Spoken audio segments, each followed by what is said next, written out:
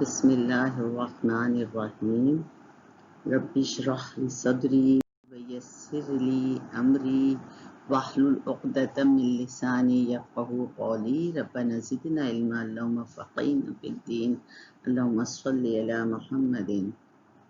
السلام علیکم ورحمۃ اللہ وبرکاتہ۔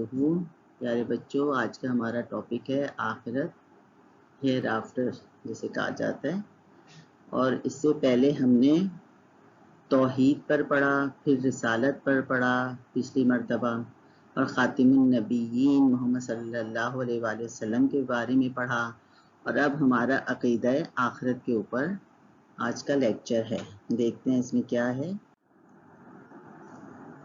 ویوز آف آخرہ، عقیدہ آخرت کے بارے میں دنیا میں عام طور پر 3 تصورات پائے جاتے ہیں۔ ان میں سے پہلا تو کیا ہے کہ جن کو ہم کہتے ہیں کہ عقیدہ تناسخ کے لحاظ سے اواگون بھی اس کو کہا جاتا ہے، ری انکارنیشن بھی اس کو کہا جاتا ہے۔ یہ ان لوگوں کا عقیدہ ہے جو یہ کہتے ہیں کہ دنیا میں ایک دفعہ روح آنے کے بعد تو ختم نہیں ہوتی، مگر وہ کئی جنم لیتی ہے، اور ایک جنم میں آپ جیسے اعمال کرتے ہیں اس کے بعد اگلے جنم میں اس کے نتیجے کے طور پہ اچھی آپ کو صورت دے دی جاتی ہے۔ مثلاً اگر ایک انسان ہے اور اس نے اچھے اعمال کیے ہیں تو اگلے جنم میں اس کو بہت اچھا پھلدار درخت بنا دیا جائے گا۔ برا عمل اگر اس نے کیا ہے تو اس کو جانور بنا دیا جائے گا۔ تو بڑا ہی لاجیکل محسوس ہوتا ہے۔ ہمارا مقصد ان کو اوپر ان عقیدوں پر بحث کرنا نہیں ہے، ہمارا مقصد یہ ہے کہ ہم اصل میں ایز اے مسلمان اللہ پر ایمان رکھنے والے جو لوگ ہیں ان کو پتہ ہو کہ اللہ تعالیٰ نے کیا ہمیں اس کے بارے میں بتایا ہے۔ یہ تو ایک گروپ تھا۔ دوسرا کیا ہے، مادہ پرست گروپ ہے جس کو میٹریلسٹک کہتے ہیں۔ وہ کیا کہتے ہیں، وہ کہتے ہیں کہ بس ہم ایک دفعہ مر گئے تو پھر ہمیں اٹھنا ہی نہیں ہے۔ بلکہ قرآن پاک نے اس کو کوٹ بھی کیا ہے کس طرح سے، سورہ دخان کے اندر، اعوذ باللہ من الشیطان الرجیم بسم اللہ الرحمن الرحیم ان ہی الا موتتنا الاولی وما نحن منشرین، کہ یہ لوگ کیا کہتے ہیں، اور کچھ نہیں ہے ہمارا مرنا، بس ہم جب مر جائیں گے تو بس ہم ختم ہو جائیں گے، پھر ہمیں بالکل بھی اٹھنا نہیں ہے۔ ہم سمجھتے ہیں آج کے دور کی بات ہے، اللہ تعالیٰ قرآن پاک میں بتا رہے ہیں کہ ہمیشہ سے ایسے لوگوں کا جنہیں صرف چیز سامنے نظر آتی ہے تو وہ اس پر ایمان رکھتے ہیں، باقی کہتے ہیں کہ نہیں کچھ بھی نہیں ہے، ہم نے کسی مردے کو واپس آتے نہیں دیکھا، مرے ہوئے کو جیتا نہیں دیکھا، تو بس ہم مر جائیں گے اور کچھ بھی نہیں ہے۔ اب تیسرا جو ہے الہامی کتب سے جو ہمیں نظریہ ملتا ہے سیکرڈ ٹیکسٹ سے، اور وہ نظریہ لانے والے کون ہیں، وہ لوگ ہیں جن کے بارے میں ہمارا پچھلا لیکچر تھا، ہے نا، رسالت کے اوپر تھا، انبیاء علیہ السلام کے بارے میں تھا، اور ان کی زندگی کتنی پاک و صاف ہوتی تھی، ان سے غلطی نہیں ہوتی تھی، وہ خاص انسان ہوتے تھے، اللہ کے چنے ہوئے بندے ہوتے تھے۔ تو ان لوگوں نے جو ہمیں بتایا کہ آخرت کا نظریہ کیا ہے، تو ان کی سیرت و کردار کو دیکھ کر جب ان پر ہم ایمان لے آئے تو ہمیں انہی کو ماننا پڑے گا، کیونکہ ہماری عقل، ہماری بصارت، ہماری سماعت بہت محدود ہیں، مختصر ہوتی ہیں۔ ہم اپنے اس کمرے میں بیٹھی ہوں میں، مجھے پتہ نہیں باہر والے کمرے میں کیا ہو رہا ہے، اور لیکن ہمیں تو نہیں پتا کہ اب آگے آنے والے دنوں میں کیا ہے، گھر کے باہر کیا ہے، آگے سالوں میں کیا ہے۔ یہ کرونا کے بارے میں کسی نے سوچا بھی تھا، کووڈ-19 کے بارے میں کہ یہ کیا ہوگا؟ تو ہماری بہت ہی محدود عقل، سماعت، بصارت ہر چیز ہے، تو ہمیں لازماً ان انبیاء کی سیرتوں کے لحاظ سے جب ہم ان پر ایمان لے آتے ہیں تو جو وہ بات کہتے ہیں، ان کے اوپر جو کتاب اللہ تعالیٰ کی طرف سے نازل ہوئی ہے ان کے بارے میں ہم ایمان رکھتے ہیں کہ بالکل صحیح نظریہ یہی ہے ہر بات کے اندر۔ تو اس میں اللہ تعالیٰ نے بتایا، اچھا اللہ تعالیٰ نے قرآن پاک چونکہ آخری بک ہے، الہامی کتب کا آخری سلسلہ ہے، جیسے آخری نبی کے اوپر آخری کتاب آئی ہے، تو اس کے اندر اللہ تعالیٰ نے پچھلی کتابوں کے بھی کچھ حوالے دیے ہیں، پچھلے لوگوں کے بھی حوالے دیے ہیں۔ اب وہ ان کو ماننے والے جو پہلی کتب جن انبیاء علیہ السلام پر آئی اور انہوں نے حضرت عیسیٰ علیہ السلام اور حضرت موسیٰ علیہ السلام کو اپنا رہنما تو بنایا، مگر ان کی کتابوں میں، ان کی تعلیمات میں انہوں نے تبدیلی کر دی۔ تو اس کے بعد جو ہے آخری کتاب جب قرآن پاک آئی، اس کی ذمہ داری، اس کی حفاظت کی ذمہ داری اللہ تعالیٰ نے لے لیا۔ اب اس کے اندر ایک ایک چیز ہمارے پاس لکھی ہوئی ہے، اور ہمیں پچھلے واقعات بھی مل جاتے ہیں کہ کس طرح پھر ان قوموں کے اندر بگاڑ آیا جب حضرت موسیٰ علیہ السلام آئے، تورات میں یہی تعلیمات آئی تھیں آخرت کے بارے میں بھی، جو قرآن پاک کے اندر ہے. انجیل میں یہی تعلیمات آئی تھیں، مگر انہوں نے جب ان کو تبدیل کر دیا تو پھر قرآن پاک میں اللہ تعالیٰ نے سارا ان کو جمع کر کے بتایا کہ ان لوگوں کے کیا کیا عقائد کی خرابی پائی جاتی ہے ان کے اندر. تو اللہ تعالیٰ نے پھر قرآن پاک میں کیا بتا دیا، فَلَا نَسْأَلَنَّ الَّذِينَ أُرْسِلَ إِلَيْهِمْ وَنَسْأَلَنَّ الْمُرْسَلِينَ، کہ ہم نے جتنے بھی انبیاء بھیجے ان کی طرف، اور ہم کو تو ضرور ہی ان سے پوچھنا ہے. کیا پوچھنا ہے؟ کہ انہوں نے اپنی ذمہ داری پوری کی کہ نہیں کی، انہوں نے جو کچھ عقائد کے بارے میں تصورات ہیں وہ پورے پہنچائے کہ نہیں پہنچائے، اور ان عوام نے ان کو سمجھ لیا کہ نہیں سمجھ لیا. فَلَا نَقُصُّنَّ عَلَيْهِمْ بِعِلْمٍ، اور پھر ہم ان کو ساری چیزیں سننا قصے سے، ہم پورا قصے ان کو بتا دیں گے، بیان کر دیں گے. وَمَا كُنَّا غائبین، اور ہم کہیں غائب تو نہیں تھے، اللہ تعالیٰ تو ہر وقت موجود ہیں، یہ ہمارا ایمان ہے، وہ ایک ایک چیز کو جانتے ہیں. تو ان چیزوں کے بارے میں بھی کہ جو اللہ تعالیٰ نے اپنے انبیاء علیہ السلام کے ذریعے ہم تک پہنچائیں، ان کو کیا سمجھا اور کیسے ان میں تبدیلی گئی، ان عقیدوں کو کیسے خراب کیا گیا، اور پھر آخر میں عقیدہ آخرت جو قرآن اور محمد صلی اللہ علیہ وسلم خاتم النبیین کے ذریعے ہم تک پہنچا وہ کیا تھا. تو اللہ تعالیٰ نے قرآن پاک میں جگہ جگہ بیان کیا ہے ہمارے اس عقیدہ آخرت کو. ہمارا ایز اے مسلمان یہ ایمان ہے، جیسے 5 ہمیں ایمان ہے نا، کہ اللہ پر ایمان ہے، اللہ تعالیٰ کے انبیاء پر ایمان ہے، اللہ تعالیٰ کی کتابوں پر ایمان ہے، اللہ تعالیٰ کے فرشتوں پر ایمان ہے. اس میں آخرت پر ایمان بہت زیادہ اہم ہے، بلکہ بعض جگہ تو مفسرین بیان کرتے ہیں کہ اللہ کے بعد آخرت پر ایمان ضروری ہے. اگر ہمارے اس ایمان میں کمزوری ہوگی تو ہم مسلمان نہیں ہو سکتے. ان ایمانیات کے ساتھ ہی ہم مسلمان ہو سکتے ہیں. تو اللہ تعالیٰ نے ہمیں کیا بتا دیا کہ سورہ مومنون میں ثم انکم بعد ذالک لمیتون، کہ ابھی تمہیں جب دنیا میں بھیج دیا گیا ہے پھر تم اس کے بعد ضرور مرو گے. ہر کوئی مرے گا، ہر ایک کی موت کا وقت مقرر ہے، یہ نہیں ہے کہ کوئی ہمیشہ کی زندگی لے کر آیا ہے. ثم انکم یوم القیامت تبعثون، اور پھر تم قیامت کے دن اٹھائے جاؤ گے. پہلے کیا ہوگا کہ ختم ہو جاؤ گے اور پھر اس کے بعد اٹھائے جاؤ گے. یعنی انسان کو مرنا بھی ہے، اور مرنے کے بعد پھر ایک اور زندگی ہے جو کہ ہمیشہ کی زندگی ہے، اسی کو ہم آخرت کے نام سے یاد کرتے ہیں. پھر سورہ غاشیہ میں بھی اللہ تعالیٰ نے فرما دیا اِنَّ إِلَيْنَا إِيَابَهُمْ، بے شک ان سب کو ہمارے پاس آنا ہے. یہ قرآن پاک میں لکھ دیا. اب وہ کب آنا ہے؟ وہ قیامت آخرت کے دن میں آنا ہے، قیامت کے دن میں آنا ہے. اور پھر وہاں پر کیا ہوگا کہ کیا اللہ تعالیٰ نے پھر یہ بھی بتا دیا کہ کیا تم یہ خیال کرتے ہو کہ تم کو ہم نے ایسی دنیا میں بھیجا ہے، افا حسبتم، کیا تم یہ حساب رکھتے ہو، یہ گمان کرتے ہو، انما خلقناکم عبثا، ایسے ہی تم کو پیدا کر دیا ہے، وانکم الینا لا ترجعون، اور پھر تم پلٹ کر ہمارے پاس نہ آؤگے. اللہ تعالیٰ کا تو ایک ایک کام بہت اہم ہے. قرآن پاک کا زیر زبر تک بھی جب بہت اہم ہے تو آخر جس کے لیے وہ قرآن پاک آیا وہ بھی بہت اہم ہستی ہے، جن کے لیے وہ نازل کیا گیا ہے. تو ان کو اس لیے تو نہیں بھیجا کہ ایسے ہی دنیا میں بھیج دیا گیا کہ کھیل کود کر کر واپس آ جائیں اور وہ یہ سمجھتے ہیں کہ ہمیں کبھی واپس پلٹنا نہیں ہے. نہیں، اللہ تعالیٰ نے کہا ثم ان علینا حسابہم، پھر بے شک ہمارے ذمے ہے کہ ہم حساب لیں گے ان سب کا. یعنی ابھی ہم نے ان کو دنیا میں بھیجا ہے، ہدایت کے ساتھ بھیجا ہے، نبی کے ساتھ بھیجا ہے، اور پھر جب یہ واپس ہم ان کو اپنے پاس لے کر آئیں گے اور پھر ہم ان سے پورا حساب لیں گے. تو اب ہم دیکھتے ہیں کہ اسلام کا جو نظریہ آخرت ہے اس کے بہت سے سٹیجز ہیں، بہت سے مراحل ہیں. ہم یہ نہیں اب ہم اس انتظار میں بیٹھے ہوئے ہیں کہ جی ہماری زندگی تو پتہ نہیں کب ختم ہوگی اور آخرت بہت دیر کے بعد آئے گی. نہیں، ہمارے جو مراحل ہیں آخرت کے وہ ہمیں پیارے نبی محمد صلی اللہ علیہ وسلم نے جو بھی بتائے ہیں وہ کیا ہیں. ہمارا جو آخرت شروع ہو جاتی ہے ہمارے موت کے وقت سے. اس میں پہلی چیز کیا آ جاتی ہے؟ موت. جب انسان مر رہا ہوتا ہے، اور ہم نے ہر ایک کو دیکھا اپنے ارد گرد کہ لوگ مر رہے ہوتے ہیں.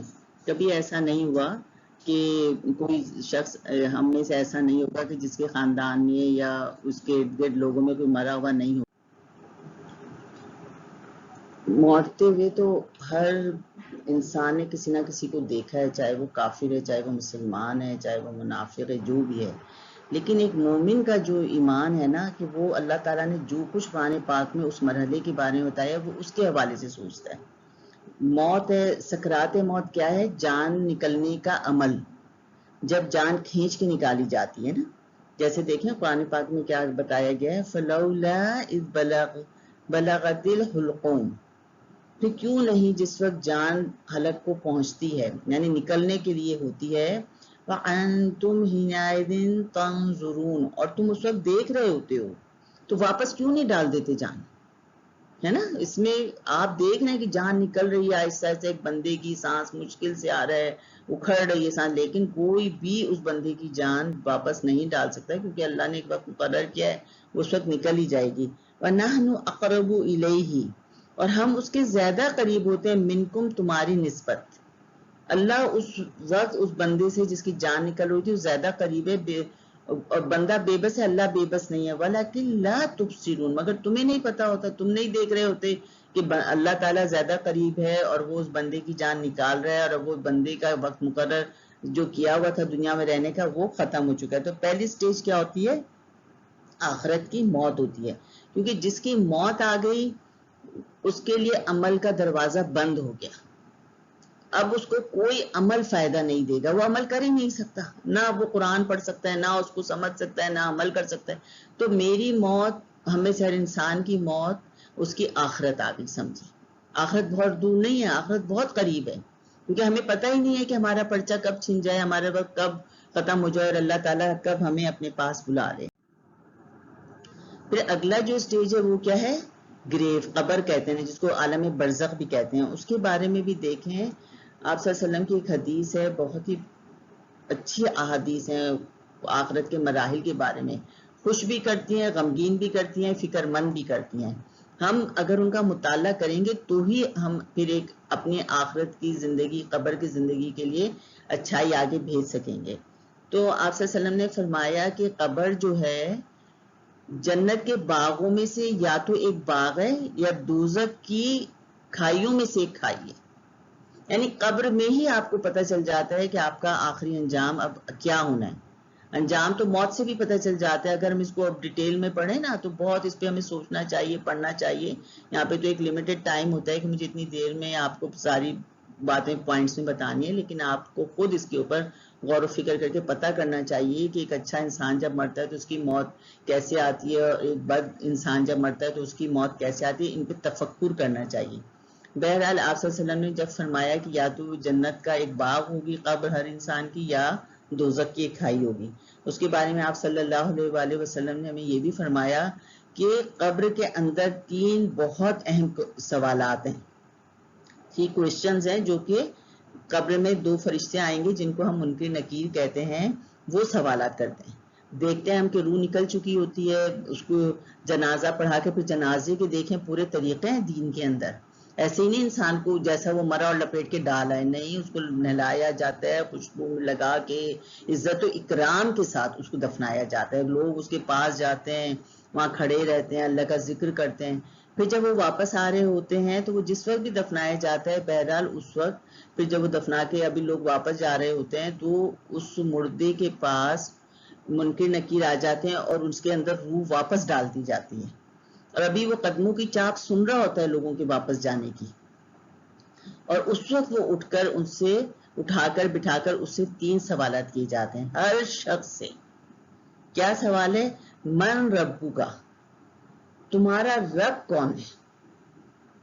یعنی اپنے رب کے بارے میں جانتے ہیں تو وہاں پہ وہ سوال کا جواب دے گا. کیا میرا رب تو وہ ہے جس نے مجھے پیدا کیا، جو بھی بتائے گا وہ کہے گا اللہ. جو ماننے والا ہوگا، بلیور ہوگا یا مومن ہوگا، وہ کہے گا میرا رب اللہ ہے. پھر اس سے پوچھا جائے گا ما دین کا، تمہارا دین کیا تھا؟ دین راستے طریقوں کو کہتے ہیں، یعنی جس پر تم زندگی کا طریقہ گزار کے وہ کیا تھا. جس نے عمل کیا وہ کہے گا اسلام تھا. پھر اس کے بعد اگلا سوال پوچھا جائے گا کہ من نبیو کا، یعنی وہ بندہ جو تمہارے درمیان اٹھایا گیا تھا اور تمہیں تعلیمات پہنچائی گئی جس نے، تو وہ کون تھا؟ تو وہ بتا دیں گے کہ میرا نبی تو محمد صلی اللہ علیہ وسلم تھا، میں نے انہی کو فالو کیا، انہی کی پیروی کی ہے.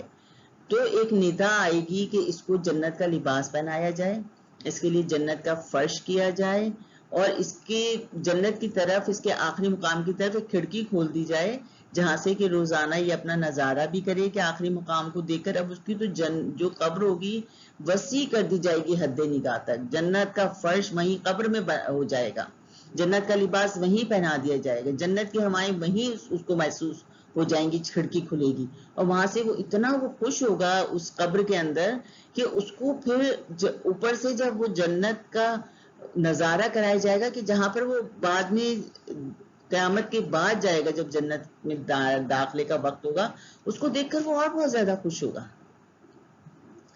تو کتنی بڑی سعادت ہے کہ ایک شخص کہتا ہے کہ اللہ میرا خاتمہ ایمان کے اوپر ہو, اللہ کی رضا کے اوپر ہو, مجھے اتنا بڑا انعام ہمیشہ کی زندگی کے لیے وہ مل جائے.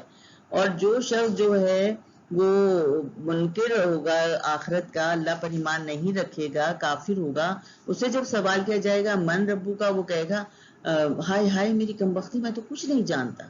جب اس سے پوچھا جائے گا ماں دینوں کا, کہے گا ہائے ہائے میری کمبختی, میں تو کچھ نہیں جانتا. جب اس سے پوچھا جائے گا من نبیوں کا, وہ کہے گا ہائے ہائے میری کمبختی, میں تو کچھ نہیں جانتا. تو اس کے اپوزٹ اس کے لیے ندا آئے گی کہ اس کے لیے دوزخ کا فرش کر دیا جائے, دوزخ کا اس کو لباس پہنا دیا جائے. اور آپ صلی اللہ علیہ وسلم فرماتے ہیں کہ اس کی قبر اتنی تنگ کر دی جائے گی کہ اس کی پسلیاں آپس میں پیوست ہو جائیں گی اور اس کے اوپر جہنم کے عذاب سے پہلے ہی قبر میں عذاب کے فرشتے مسلط کر دیے جائیں گے. اور پھر ایک کھڑکی بھی کھول دی جائے گی جہنم کی طرف کہ ابھی وہ اس عذاب کے اندر ہوگا اور اس کو دیکھ کے کہ مجھے جب آخرت میں حساب کتاب جانا ہے, مجھے وہاں جانا ہوگا, تو اس پہ وہ ہال کھاتا رہے گا. تو دیکھیں کتنی فکر انگیز چیز ہے یہ کہ ابھی دنیا میں پتہ نہیں محلوں سے اٹھ کے جا رہے ہیں, اچھے اچھے بیڈ روم سے نکل کر جا رہے ہیں, بڑے بڑے گھروں سے نکل کے جا رہے ہیں, وہاں جا کے وہ تنگ قبر میں پڑ جائے گا. تو یہ ہمارا ایمان ہے, ہمیں اپنی قبر کو یاد کرتے رہنا چاہیے. اور اسی لیے آپ صلی اللہ علیہ وسلم نے فرمایا کہ قبر کے عذاب سے اللہ کی پناہ مانگا کرو. تو صحابہ کرام رضوان اللہ عنہم اس کی پناہ مانگا کرتے اس سے.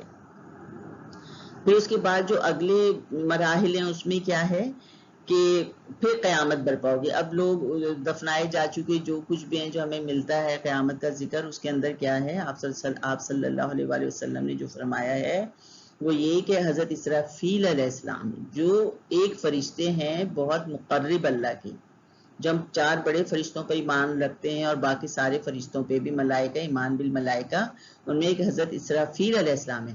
ان کا کام صرف سور پھونکنا ہے قیامت لانے کے لیے. اور ان کے بارے میں حدیث میں ملتا ہے کہ آپ صلی اللہ علیہ وسلم نے فرمایا کہ ان کے منہ سور کے اوپر اور نگاہیں اوپر اللہ کے حکم کی طرف ہیں کہ کب حکم ہوتا ہے میں وہ پھونک دوں. اور پھر ہمیں اس کی جو تفصیل ہے اس میں جو بھی ملتا ہے کہ وہ ایک دفعہ سور پھونک دیا جائے گا, جو جہاں ہوگا وہ مر جائے گا, پھر ایک دوسرا سور پھونکا جائے گا, پھر سب اٹھ کر کھڑے ہو جائیں گے اور وہ اپنی فطری حالت میں سب ننگے بدن ننگے پاؤں کھڑے ہوں گے. اور پھر سب کوئی کسی کو نہیں دیکھے گا, جو بھی افراتفری کا عالم ہوگا. آپ پورے صورتوں کو پڑھیں, خاص طور پہ آخری صورتوں کو جو قیامت کا نقشہ پیش کیا گیا ہے, سورہ انفطار اور سورہ آخری جو صورتیں ساری ہی ہیں لیکن القاریہ اور زلزال, ساری صورتیں آپ نمازوں میں بھی پڑھتے ہیں, ان کو ذرا توجہ کے ساتھ غور کر کے پڑھیں تو آپ کو پتہ چلے گا کہ کتنی زیادہ اس کے اندر قیامت کی منظر کشی کی گئی ہے اور اس کو ہم اپنی آنکھوں سے دیکھ سکتے ہیں. تو جب وہ سور پھونک دیا جائے گا پھر اس کے بعد کیا ہوگا کہ حشر کا میدان ہوگا اور سب وہاں پر کھڑے ہوں گے جا کے, اور پھر اور جو اس کی تفصیلات آتی ہیں اس میں کیا ہے کہ حساب کتاب وہاں پر ہوگا شروع, اور پھر ایک میزان ہوگی وہاں پر. ایک میزان کیا ہوتی ہے, تولنے والی چیز جو ہوتی ہے جس میں کہ ترازو جس کو ہم کہتے ہیں, اور وہاں پر پل صراط ہوگا, حوض کوثر ہوگی. اب جیسے قرآن پاک میں خاص طور پر میزان کے بارے میں بتایا ہے نا, وَنَضَعُ الْمَوَازِينَ الْقِسْطَ لِيَوْمِ الْقِيَامَةِ فَلَا تُظْلَمُ نَفْسٌ شَيْئًا, اور رکھیں گے ہم ترازو میں انصاف, قیامت کے دن پھر ظلم نہ ہوگا کسی پر, نفسٌ شیئا, ذرہ برابر بھی, رائی برابر بھی. وَإِن كَانَ مِثْقَالَ حَبَّةٍ مِّنْ خَرْدَلٍ آتَيْنَا بِهَا, یعنی ایک رائی کے دانے کے برابر بھی ان کے اندر جو بھی کوئی چیز ہوگی وہ اس کو اللہ تعالیٰ سامنے لے آئیں گے. وَكَفَى بِنَا حَاسِبِينَ, اور ہم حساب لینے کو کافی ہیں. یعنی اللہ تعالیٰ ہر ایک کا حساب لینے کے لیے کافی ہے. جیسے ہے نا, اب ہم کہتے ہیں مثالوں میں اور احادیث ہے نا, میزان عمل میں سب سے بھاری نیکی حسن اخلاق ہے. اب جب وہاں تولے جائیں گے نا اعمال, وہاں پر فرائض کی تو پوچھ ہوگی کہ آپ نے 5 نمازیں وقت پر پڑھی کہ نہیں پڑھی، آپ کو پڑھنی چاہیے، آپ نے روزہ وقت پر رکھا کہ نہیں رکھا، تمام چیزوں کے اس کی شرائط کے ساتھ وہ ہے، زکوٰۃ وقت پر ادا کی کہ نہیں کی، جو صاحب حیثیت ہے انہوں نے جا کے حج کیا کہ نہیں کیا، اور ان کے ساتھ کیا پھر آپ کا حسن اخلاق کیسا تھا۔ اب ایک شخص کہے جی میں تو تہجد گزار تھا، میں تو اتنی نمازیں 5 فرائض کے علاوہ بھی پڑھتا تھا اور میرا یہ تھا، لیکن اس کا اخلاق کیسا تھا، وہاں پہ یہ پوچھا جائے گا۔ اور جب اس کا اخلاق رکھا جائے گا، ان سب کو اللہ تعالیٰ کو پتہ ہے کہ حساب کیسے لے گا، کہ ان سے وہ چیزیں بھاری ہو جائیں گی، اللہ کے ذکر سے وزن بڑھ جائے گا۔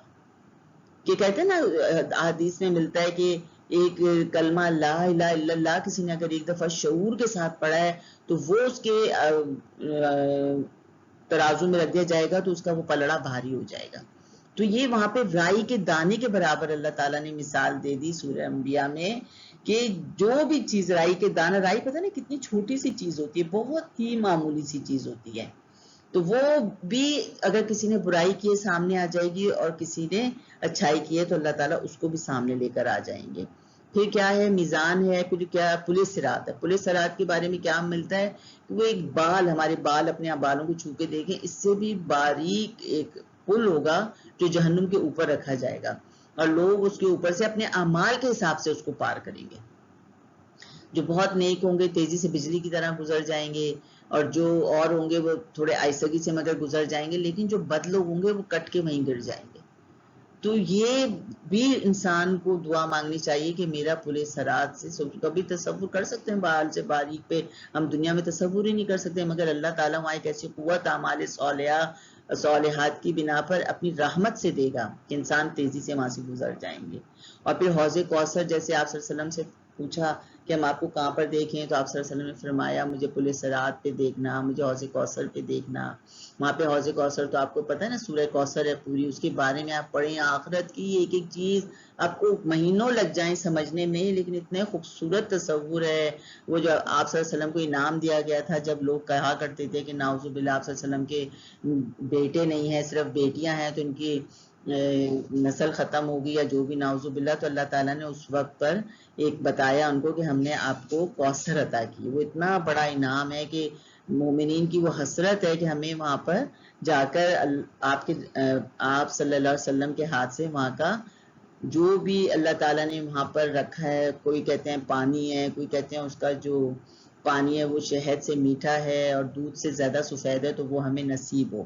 حوض کوثر ہے، نہر کوثر ہے، کسی نے اس کو جو کچھ بھی کہا ہے، تو یہ بھی آخرت کے مراحل میں سے ایک مرحلہ ہوگا کہ جہاں پر ماننے والے دیکھے جائیں گے۔ لیکن اسی میں آپ صلی اللہ علیہ وسلم فرماتے ہیں اسی حدیث کے اندر کہ جب کوثر پہ مجھے دیکھیں گے لوگ، اور میں جام بھر کے رکھوں گا اور ان کو دینا چاہوں گا، تو کچھ لوگ ہوں گے جن کو میں پہچانوں گا، ظاہر ہے دیکھا تو نہیں وہ آپ صلی اللہ علیہ وآلہ وسلم نے قیامت تک کے لوگوں کو، لیکن ان کی جو وضو کرنے سے چمک چہروں پر اور ہاتھوں پر پیروں پر آئے گی، ان کو دیکھ کر ان کی طرف بڑھانے کی کوشش کریں گے تو ایک دم سے ندا آ جائے گی کہ ان کو مت دیں۔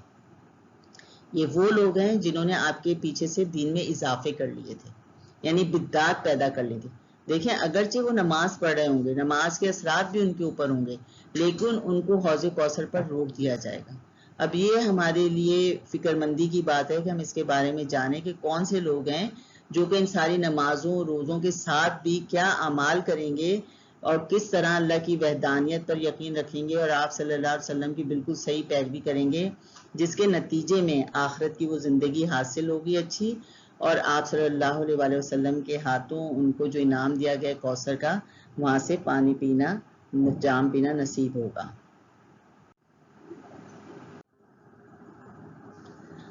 اب اس کا اگلا سٹیج کیا ہے؟ جزا و سزا کا ہے۔ اور جزا و سزا کیا ہے؟ جنت و دوزخ کی صورت میں ہے۔ اس کے بارے میں اللہ تعالیٰ نے قرآن پاک میں کیا فرمایا ہے، پہلے ہم ذرا اس کے بارے میں بھی دیکھ لیتے ہیں۔ جنت کے بارے میں، ان الذین آمنوا وعملوا الصالحات اولئک هم خیر البریہ، یہ وہ لوگ ہیں جو یقین لائے اور انہوں نے اچھے اور بھلے کام کیے، اور یہ جو ہیں بہترین خلق ہیں، خیر البریہ، یعنی جتنی بھی اللہ کی مخلوق ہے اس میں سے یہ خیر والے ہیں سب سے۔ جزاؤہم، ان کے لیے جزا ہے، عند ربہم، ان کے رب کے پاس، جنات عدن تجری، یعنی ہمیشہ رہنے والے باغ ہیں، تجری جس میں بہتی ہیں من تحتہا ان کے نیچے الانہار، ایسے باغات ہیں جن کے نیچے نہریں بہتی ہیں، خالدین فیہا ابدا، اور اس میں وہ ہمیشہ رہیں گے، اب ان کی کوئی موت نہیں ہے، اب وہاں سے نہیں نکالے جائیں گے، رضی اللہ عنہم، اور اللہ ان سب سے راضی ہو گیا، ورضوا عنہ، اور وہ بھی ان سے راضی ہو گئے، ذالک لمن خشی ربہ، کس کے لیے ہے یہ جنت؟ ذالک اس کے لیے، لمن خشی ربہ، جس نے اپنے رب کا خوف رکھا، جس نے اپنے رب کا خوف رکھتے ہوئے زندگی گزاری، اس نے پھر کیا کیا؟ اللہ پر ایمان لایا، نیک اعمال کیے، اور اس کی جزا میں اللہ نے اس کو ایسی جنتیں دی کہ جن کے نیچے نہریں بہتی ہوتی ہیں۔ جنت دیکھیں،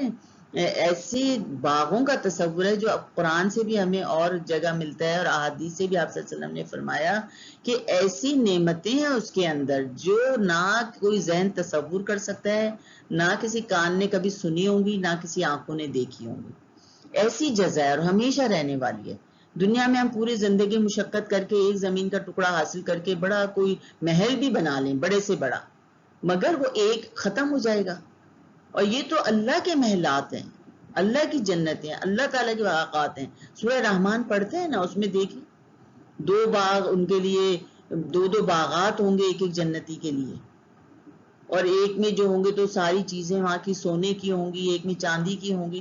یعنی جو نعمتوں کا تصور جو ہمارے ذہن میں آ سکتا ہے، اصل میں حقیقت والا تو آ ہی نہیں سکتا، وہ تو طے شدہ ہے، لیکن جو بھی آ سکتا ہے وہ اتنا بہترین ہے کہ انسان کہتے ہیں میں دنیا کی حقیر چیزوں کے پیچھے وقت لگاؤں، کیوں نہ اس کو حاصل کرنے کے لیے وقت لگاؤں۔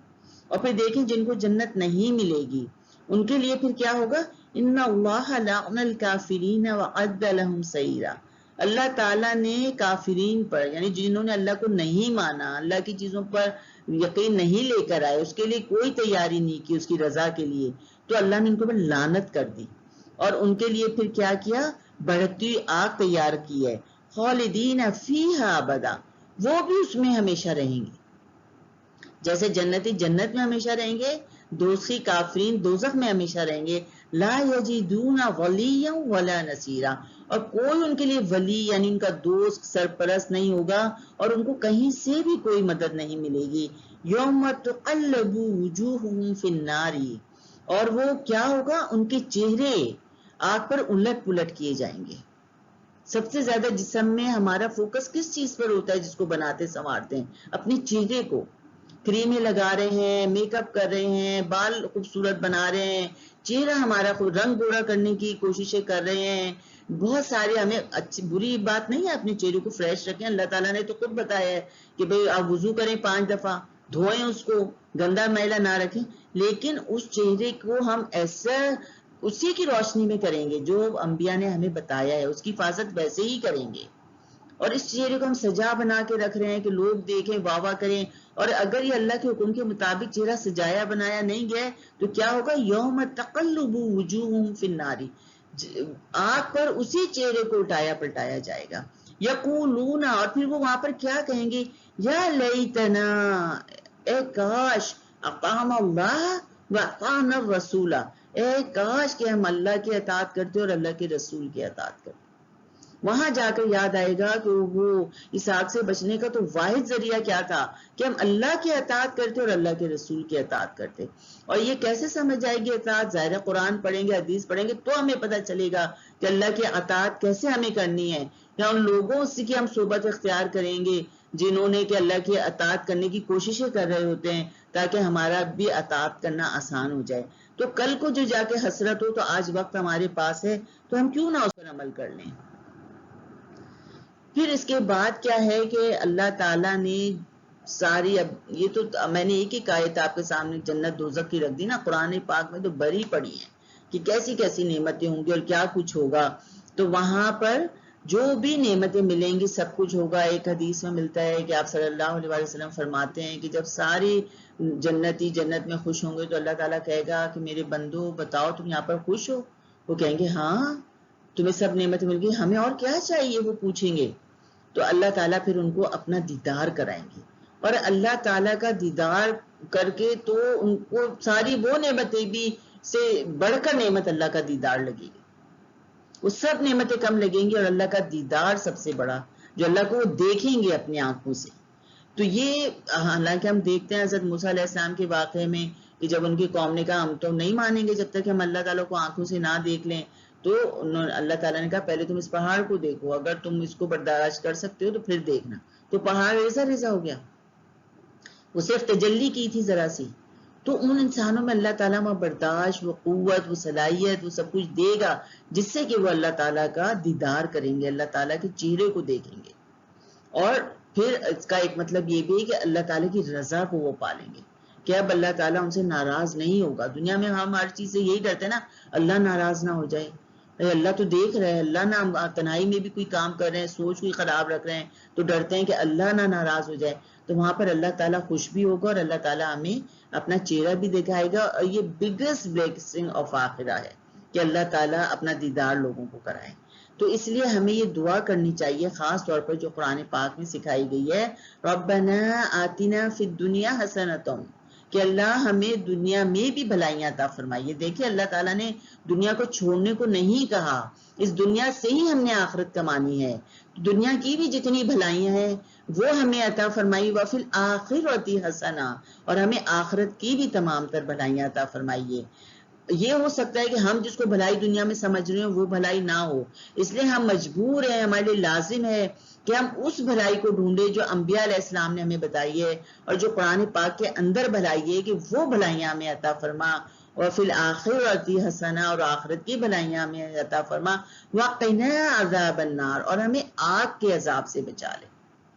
اب دیکھیں ہم یہ سمجھتے ہیں کہ آگ کا عذاب شاید آخرت نہیں ہے، کتنے لوگوں کو ہم دیکھتے ہیں آگ میں جل مرے، دنیا میں آگ اچانک گھروں میں بڑک اٹھی، فیکٹریز میں لگ گئی، زندہ لوگ جل گئے۔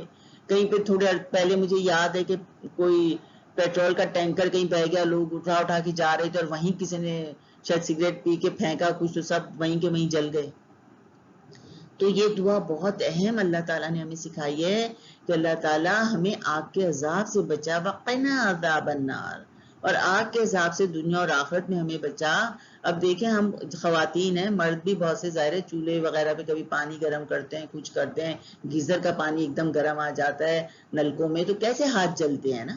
ہم یہ تو ایکسپیرینس کر چکے ہیں ہم میں سے ہر شخص کہ جب آگ پہ کچن میں کوئی برتن گرم ہو یا چولہے پہ کوئی بھی چیز ایسے لگے تو کتنی زیادہ تکلیف ہوتی ہے، اور وہ بہت معمولی تکلیف ہوتی ہے۔ آپ تو بچے میڈیکل پڑھ رہے ہیں، آپ تو جائیں گے برن سینٹر میں، جائیں گے برن سینٹر، وہاں پہ دیکھیں گے کہ کیسے کیسے لوگ آگ سے جل کر آتے ہیں، کوئی 80%، کوئی 60، کوئی 30، اور کتنی اذیتیں ہوتی ہیں۔ یہ دنیا کی معمولی حقیر آگ ہے، چھوٹی سی، اور آخرت کی جو آگ ہے نا دوزخ کی، وہ تو کئی ہزار سالوں تپا کے گرم کی گئی ہے، جس میں کہ لوگ جائیں گے، اور اللہ تعالیٰ نے قرآن پاک میں کہا اس کا ایندھن کیا ہوں گے؟ انسان اور پتھر۔ پتھر کون سے ہوں گے؟ جو تفاسیر میں ملتا ہے وہ پتھر جن کو لوگ معبود مانتے تھے، وہی ان کے ساتھ اس میں ڈال دیے جائیں گے، اور وہ سلفر کے پتھر ہوں گے جو اور آگ کو بھڑکائیں گے، اور انسان اس میں ڈالے جائیں گے۔ سوچیں ذرا، لکڑی کی جگہ ہم انسان ڈالے جائیں، نعوذ باللہ، اللہ ہمیں اپنی عافیت میں رکھے، ہمیں اس آگ سے بچا لے، اس بڑی برائی سے بچا لے، اس برے انجام سے بچا لے۔ ہمیں ہر وقت یہ دعا کرنی چاہیے، مگر یہ کس وقت ہم بچ سکیں گے بچوں؟ صرف اس وقت جبکہ ہم انبیاء کے بتائے ہوئے جو عقیدہ آخرت ہے اس کے اوپر مکمل ایمان رکھیں گے۔ اور وہ ایمان کیا ہے کہ دنیا میں جب ایک روح آ جاتی ہے نا، دنیا میں ڈال دی جاتی ہے، ایک انسان بچے کی صورت میں آتا ہے، پھر اس کے سٹیجز ہوتے ہیں، بچپن ہے، لڑکپن ہے، جوانی ہے، پھر بڑھاپا ہے، پھر آخرت کے سارے مراحل اس کے ساتھ شروع ہو جاتے ہیں۔ تو وہ جو اس کا وقت ہے عمل کا، جو دنیا میں اس کے بچپن سے نکل کے جب اس کے پاس یہ کرامن کاتبین اس کے دونوں کاندھوں پہ بٹھا دیے جاتے ہیں، جن کو کہتے ہیں اکرام والے فرشتے، کاتب، لکھنے والے، جو ہمارے ہر اچھے عمل کو ہمارے سیدھے ہاتھ والا لکھتا ہے اور ہر برے عمل کو ہمارے الٹے ہاتھ والا لکھ رہا ہوتا ہے۔ تو اس وقت ہم کیا عمل کریں؟ وہ ہمیں قرآن سے، حدیث سے، انبیاء علیہ السلام سے، آپ صلی اللہ علیہ وسلم سے پتہ چل رہا ہے کہ ہمیں کیا عمل کرنا چاہیے۔ تو جب ہم یہ عقیدہ رکھیں گے، اس کے مطابق عمل کریں گے، تو ہم دیکھتے ہیں کہ ہماری زندگی پر کیا اثرات آئیں گے۔ عقیدہ آخرت کے اثرات پھر زندگی پر کیا آتے ہیں کہ ہم سینس آف رسپانسبلٹیز، کہ ہم ایک ذمہ دار فرد ہوں گے، ہم ایسے نہیں ہوں گے، ہم اٹھے بس آرام سے مرضی سے خود اٹھے، صبح کھایا پیا اپنی مرضی سے، گھومے پھرے ادھر ادھر. آج کل تو بڑا وقت ہے ہمارے پاس، ہم پڑھیں نہ پڑھیں، کوئی ذمہ داری ادا کریں گھر میں نہ کریں، اللہ کا کوئی یاد کریں نہ کریں، اور ہم پورا دن گزر گیا. اٹھ گئے ٹی وی کے آگے بیٹھ گئے، پھر نیٹ پہ بیٹھ گئے، پھر لیپ ٹاپ پہ بیٹھ گئے، پھر بچوں گھروں میں سب کو کزنس کو بلا کے فرینڈس کو موویز دیکھ لیں. یہ زندگی ہے؟ یہ ذمہ دار فرد ہے جو اللہ پر ایمان رکھنے والا ہوتا ہے؟ نہیں، جو اللہ پر ایمان رکھنے والا ذمہ دار فرد ہوتا ہے وہ کون ہوتا ہے؟ جو فجر کی اذان سے اٹھ جاتا ہے. جب اسے کانوں میں آتی ہے نا یہ والی آواز، الصلاۃ خیر من النوم، کہ نماز نیند سے بہتر ہے، یہ ہمارا اگلا انشاءاللہ لیکچر بھی ہوگا اس کے اوپر، تو وہ فوراً ذمہ داری سے کھڑا ہوتا ہے. صدقتا و بررتا، بالکل صحیح اور سچی بات یہی ہے.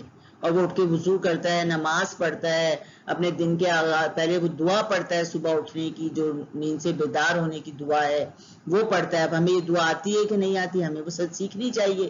اور پھر اس کے بعد وہ قرآن پاک کی تلاوت سے اپنے دن کا آغاز کرتا ہے، احادیث کے مطالعے سے اپنے دن کا آغاز کرتا ہے. پھر کہتا ہے میری اس گھر میں کیا ذمہ داری جہاں سے میں اتنے فائدے سمیٹ رہا ہوں. اس کے مطابق وہ اپنی ذمہ داریاں ادا کرتا ہے. تعلیمی ادارے میں جو اس کی ذمہ داری ہے اس کے مطابق وہ عمل کرتا ہے. مسلسل نیکیاں پورے دن کرتا ہے، اس کی کوئی نیکی ختم نہیں ہوتی حتیٰ کہ مغرب ہو جاتی ہے. مغرب پہ وہی جو ہمارے کرام کاتبین بیٹھے ہوتے ہیں ان کی ڈیوٹیز چینج ہو جاتی ہیں اور پھر دوسرے آتے ہیں. اور مومن کو بتایا ہے کہ پھر اس کے بعد وہ جو اسے کھانا پینا ہے مغرب کے بعد وہ کھائے اور عشاء پڑھ کر وہ سو جائے. ہم اپنی زندگی میں دیکھ لیں کیا ہے، اس سنت کے مطابق ہے، اسی عقیدے کے مطابق ہے. ہم اس عقیدے کو سمجھیں گے تو اس کے مطابق ہم اپنی زندگی میں لے کر بھی آئیں گے. پھر اس کے اندر کیا ہوتا ہے؟ وہ عاجز ہوتا ہے، متکبر نہیں ہوتا. یہ عقیدہ اس کے اندر تکبر نہیں پیدا کرتا، میں تو بڑی مخلوق ہوں بھائی، تو اللہ نے مجھے اشرف المخلوق بنایا ہے. نہیں، وہ کہتا ہے میں بڑی مخلوق اللہ نے بنایا تو مجھے پروف کرنا ہے، مجھے زیادہ سے زیادہ خیر کے کام کرنے ہیں، انسانیت کے زیادہ سے زیادہ کام کرنے ہیں، مجھے ایمانت دار ہونا ہے، آنےسٹ ہونا ہے. مجھے اپنی ذمہ داریاں کسی نے مجھے چیک نہیں کرا، اللہ مجھے چیک کر رہا ہے اور میں اسی کے لحاظ سے اپنی ذمہ داریاں ادا کر رہا ہوں. اور میں کسی سے ڈرتا نہیں ہوں، میں بریو ہوں، بہادر ہوں. وہ کسی کا پریشر نہیں لیتا کہ لوگ کیا کہیں گے، او ہو یہ تو اب عبایا پہن کر آ گئی، اسکارف پہن کر آ گئی، یہ بچہ جو ہے یہ تو روز نماز پڑھ جا رہا ہے، بڑی نظریں نیچی کر کے رکھتا ہے. نہیں، وہ بڑا بریو کہتا ہے اللہ کا بس ایک پریشر ہے میرے اوپر اور کسی کا نہیں ہے. پھر وہ پورے اپنے جو بھی انسانیت ہوتی ہے، ارد گرد کے لوگ ہوتے ہیں ان کی خدمت کرتا ہے، گھر والوں کی، یہ بھی ماں باپ کی خدمت، بہن بھائیوں کے ساتھ اس نے سلوک، پاس پڑوسیوں کے ساتھ، رشتہ داروں کے ساتھ صلہ رحمی، وہ سب یہ کرتا ہے. بہت اس کی ہائی مورل ویلیوز ہوتی ہیں. جھوٹ کبھی نہیں بولے گا، حرام کبھی نہیں کھائے گا، سست کاہل نہیں ہوگا، زبان درازی نہیں کرے گا، بری باتیں نہیں کرے گا، وہ اپنے بلنگ وقت پہ جا کے بھروائے گا. آپ جو بھی رولز ہوں گے، اب ہمارے آپ بچے ہیں مگر گاڑی لائسنس ہے نا سب کے پاس جو بھی چلاتے ہیں، تو اس میں کیا ہوتا ہے وہ گڈ سٹیزن ہوتا ہے. اب جہاں پر آپ نے رکنا ہے وہاں پر رکنا ہے، آپ کو جو سائن بتا رہا ہے چوراہوں پر آپ نے اسی طرح سے کرنا ہے. یہ نہیں کہ اب میں ادھر سے موڑ کاٹ کے ادھر سے گاڑیوں کے بیچ میں دھکا مکا دیتے ہوئے نکل جاؤں، بائک پہ جو ہے تیزی سے نکل جاؤں دوسروں کو تکلیف دیتا ہوا. نہیں، بلکہ وہ ہر نیکی کے اوپر ثابت قدم رہتا ہے. یہ نہیں کہ آج دل چاہا تو کر لیا، دو تین دوست بھی نماز پڑھ رہے تھے ان کے ساتھ جا کے پڑھ لی، اور جب وہ نہیں تھے تو سوچا کہ نہیں چھوڑیں ہم نہیں کرتے. نہیں، وہ مستقل مزاجی کے ساتھ اپنے دین پر عمل کرتا ہے. پھر وہ فیاض ہوتا ہے، فراخی سے خرچ کرتا ہے، بچا بچا کے، کنجوسی کے ساتھ نہیں رکھتا بلکہ اس کی وہ زکوٰۃ ادا کرتا ہے. جو بھی اس کے پاس مال ہوتا ہے، مال کو برے وقتوں کے لیے بچانا کوئی بری بات نہیں ہے، لیکن اس کو پاک کرنے کا طریقہ بتا دیا آپ صلی اللہ علیہ وآلہ وسلم نے ہمیں، خاتم النبیین نے، اور قرآن پاک میں کہ جو بھی مال ہے اس کے اوپر آپ نے 2.5 زکوٰۃ ادا کر دینی ہے. پھر وہ کہتا ہے میں صرف زکوٰۃ پہ کیوں رہا ہوں، میرے ارد گرد تو آج کل اتنے پیشنٹس ہیں، اتنی بیماریاں ہیں، چلے میں ان پر خرچ کروں، اس کا مجھے صلہ ملے گا آگے جا کے، یہ انویسٹمنٹ ہے بہترین. تو وہ فیاض ہوتا ہے. اور پھر اور یہ خوبیاں اس کے اندر آتی چلی جاتی ہیں اس آخرت کے عقیدے پر ایمان رکھنے سے. اور پھر وہ اپنے آپ کو اس طرح بیسٹ آف کریشن پروف کر دیتا ہے کہ وہ واقعی اشرف المخلوقات ہے. تو یہ عقیدہ جب تک ہمارا مضبوط نہیں ہوگا، ہمارا عمل اچھا نہیں ہو سکتا اور ہمارے آخرت کی بھلائیاں ہم حاصل نہیں کر سکتے. تو بچوں، آج کل آپ کے پاس ٹائم ہے، آپ اس کے اوپر غور و فکر کریں، اس کے مطابق اپنی زندگی گزاریں. اب تھوڑے وقت کے بعد انشاءاللہ ضرور آپ کی کلاسز شروع ہو جائیں گی، اگلے مہینے سے امید ہے کہ آپ لوگ اپنی اپنی اس میں واپس آئیں گے، اپنی اپنی فیلڈز میں اس پر عمل کریں گے. تو اس عقیدے کے ساتھ پڑھائیاں کیجیے گا اس عقیدے کے ساتھ آگے آپ نے پیشنٹس کو دیکھنا ہے، اس عقیدے کے ساتھ آپ نے اپنے استادوں کے ساتھ رویہ رکھنا ہے، اس عقیدے کے ساتھ اپنے کولیگز کے ساتھ، اپنے فرینڈس کے ساتھ آپ نے عمل کرنا ہے، اور اپنے گھروں میں بھی اسی عقیدے کے ساتھ آپ نے چلنا ہے۔ تو اللہ تعالی ہم سب کو بہترین عمل کرنے کی توفیق عطا فرمائے، ہمارے آخرت کے عقیدے کو مضبوط کرے، اور ہمیں دنیا کے ساتھ آخرت کی ساری بھلائیاں عطا فرمائے، اور آخرت میں جو سب سے اچھی جنت ہے، جنت الفردوس، وہ ہمیں نصیب فرمائے۔ آمین ثم آمین یا رب العالمین۔ جزاکم اللہ خیرا کثیرا۔ سبحانک اللہم و بحمدک، نشہد ان لا الہ الا انت، نستغفرک